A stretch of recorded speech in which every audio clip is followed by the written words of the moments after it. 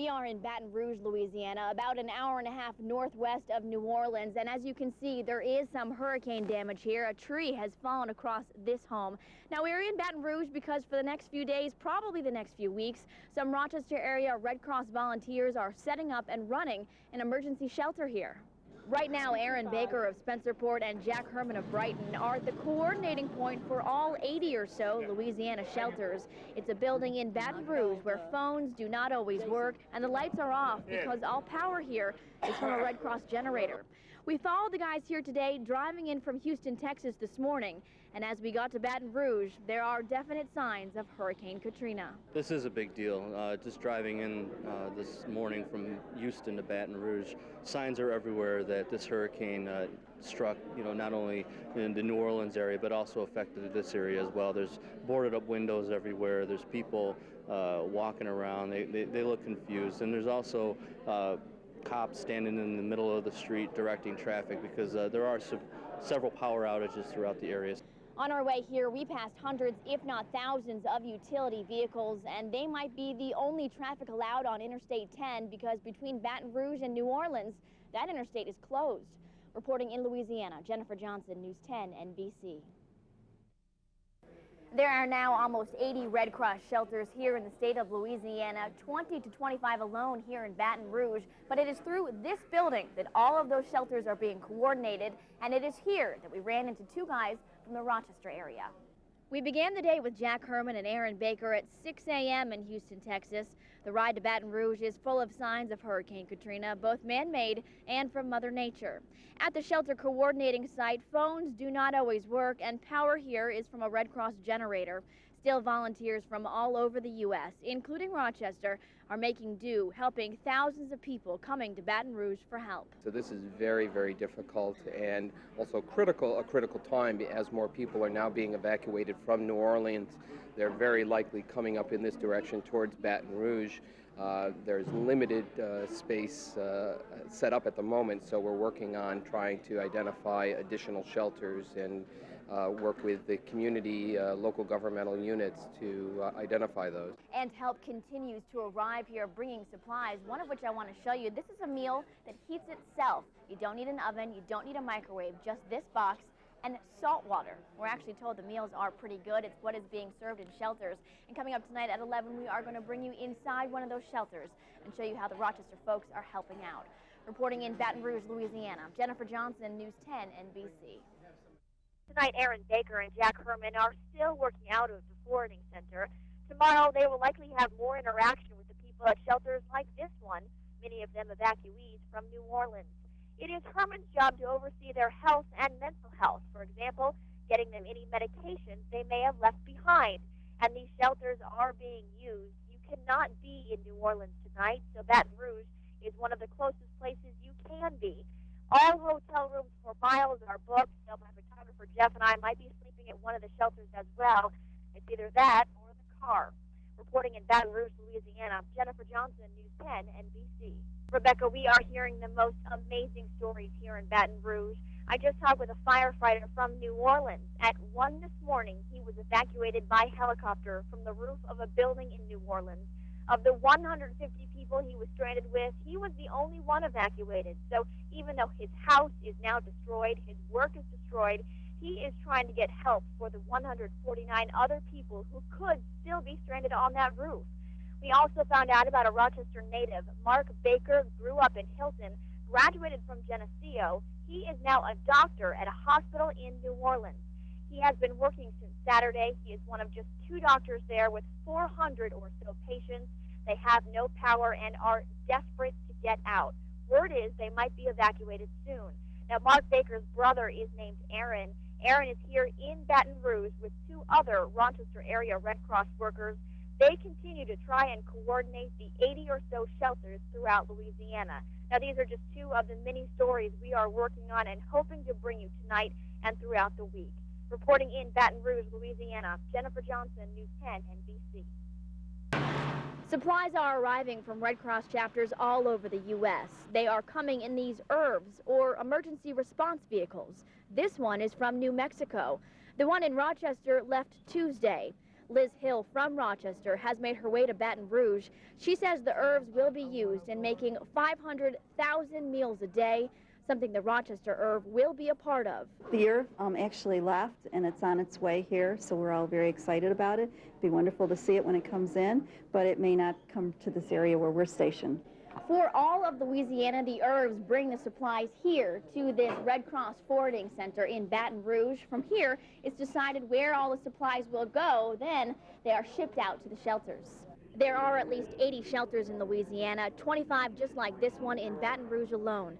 Many of the people here are evacuees from New Orleans. Several of them lost everything in Hurricane Katrina.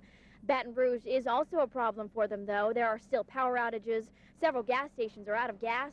Ice is at a premium, and there are no available hotel rooms. They say after the storm's usually worse, and it is. Just getting basic supplies, such as milk and bread, is pretty rough. There's no gas stations open over there, and this is one of the first ones we found. For many evacuees, the Red Cross volunteers and staff, including the folks from Rochester, will be what keeps them going over the next several weeks and months. Reporting in Baton Rouge, Louisiana, Jennifer Johnson, News 10 NBC. Look at all of this destruction, buildings that are completely down and buildings that are still partially standing. It is a very, very common sight here in Gulfport, Mississippi, and one we are told that is very dangerous as well. The problems that we're having right now on search and rescue is going in and finding people when people are going back to buildings that are already unsafe, and we're having to go save them because the building collapses with them. So please do not go back into any of these buildings that are unsafe. There is a lot that is unsafe here. There are live gas lines, rotting food that is now toxic, like this chicken on the beach. In fact, Gulfport is home to food warehouses that were destroyed. Now, 40 tons of chicken and 1 million pounds of shrimp are rotting throughout this city of 65,000 people. For the hundreds, if not thousands, of emergency crews here, there are not enough tetanus shots to go around, but the crews are out, including a team from New York, searching for survivors, but also recovering the dead. We're recovering bodies from under debris, on top of debris, on the coastline, in the waterways. You name it, that's where we find them. In talking with officials in charge, we're also hearing about dramatic rescues. We had a gentleman yesterday morning, 80 years old, that we found 4 blocks from the beach under 12 foot of debris that had managed to get under a crawl space. We were able to dig him out, very disoriented, dehydrated, no physical or noticeable injuries. We got him out and got him to a medical facility. And we found out one of those search and rescue teams is from New York. Reporting in Gulfport, Mississippi, Jennifer Johnson, News 10 NBC.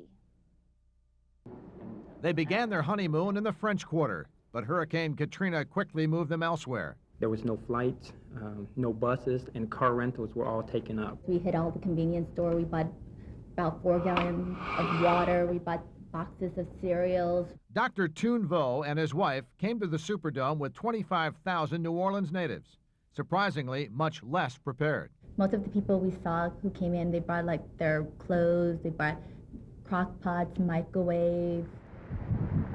Then Katrina hit with furious winds and pelting rain. But it was like being right in the middle of a drum and someone's beating on the outside. And then towards morning, pieces of the ceiling would break off.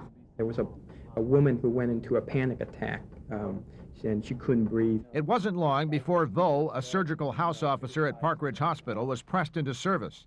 Under military guard, he took over a first aid station. Hundreds turned to him for help, most with asthma. But one woman had a heart attack. There's nothing I could do other than just give her pain medication and comfort her and transfer her out. There's a lot of people on dialysis, too. Then they began to run out of supplies. By Tuesday, there was no syringes left. I have 5 syringes for insulin. And, you know, we do what we can. We share. But by Wednesday, he had a new patient, his wife, Stephanie, who's pregnant. You know, she's getting dehydrated. You know, starting having dizzy. I was flown out by helicopter. My husband, the only reason he got to go was because he's a doctor. The helicopter landed on a highway in Baton Rouge, where Stephanie got the help she needed. After 5 hours on the phone, they purchased the last 2 plane tickets out of Baton Rouge. But we were so grateful. There's electricity, there was running water. We felt very fortunate because we have a place to go home to, a community that cares about us. Your wife went up there? Yep, she left right after the storm. We got her out of here, and she took the 2 boys, and they're gonna stay with my mom up there for a while. Yep, and that way I don't have to worry about them down here. And as you can see, we're trying to recover. It's hard. Still no power, no water, but the military's coming in, and we got power and water today, or power for the police department. That was the police department right there, and we got water today from the military. Trucks are starting to roll in. It's getting better, a little bit better every day. People at home, I think, just cannot even comprehend. Neither can I. I would never imagine this for any. It's just total destruction, as far as you can see. I mean, what you see here is the entire city. How's your home? We had roof damage, windows out, trees down, but after seeing this, I mean, we have police officers that don't even have homes, police and firefighters, we lost fire stations, lost police stations. We have just officers with nothing that are going on the street getting clothes.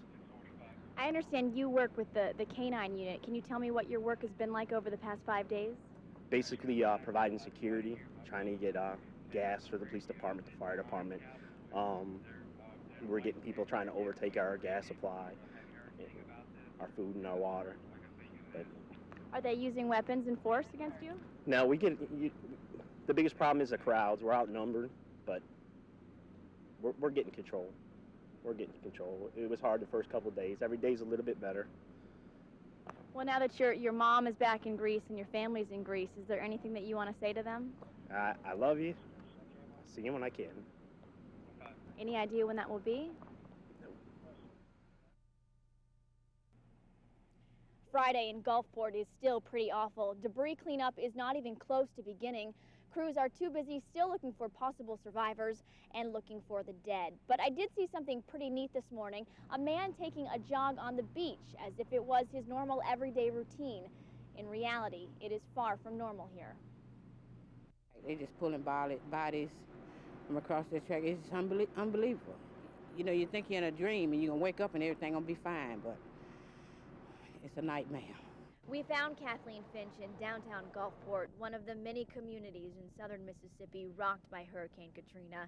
At least 100 people here were killed, including entire families. Gathering the bodies is a difficult process. We're finding some families together, but they're scattered out in an area. But as far as, you know, all of them piled up in one pile, no, that's not happening. The coroner says the bodies are being put in a temporary morgue, really a refrigerated truck. There is still no power here anywhere, and we're hearing it could be at least a month before it's back. But there are stories of survival, including this one about a 70-year-old woman. The house had washed out from under the roof. The roof collapsed down. She was into the A-frame of the attic, had survived in there. We got her out. The only injury she had was a scratch to her face. But for the survivors, life is tough. If they have a car and enough gas to get to the gas station, it is hard to fill up. The supply is running out, and the outlook is not good. They're saying that a lot of the truck drivers will not come into South Mississippi because they have no hotel rooms to stay in. Please help us. You know, bring the gas, bring the food, bring the stuff in here. We will make it as good for you as we possibly can. I promise you that. But look around. Finding any good accommodations is virtually impossible. Like you think they done dropped a bomb or something, you know? It's too much. And definitely too much for this building. This used to be a Holiday Inn hotel, as you can see looking at what remains of the tub. And if you look down here, this used to be the first floor hallway. It is basically all destroyed. Reporting in Gulfport, Mississippi, Jennifer Johnson, News 10 NBC.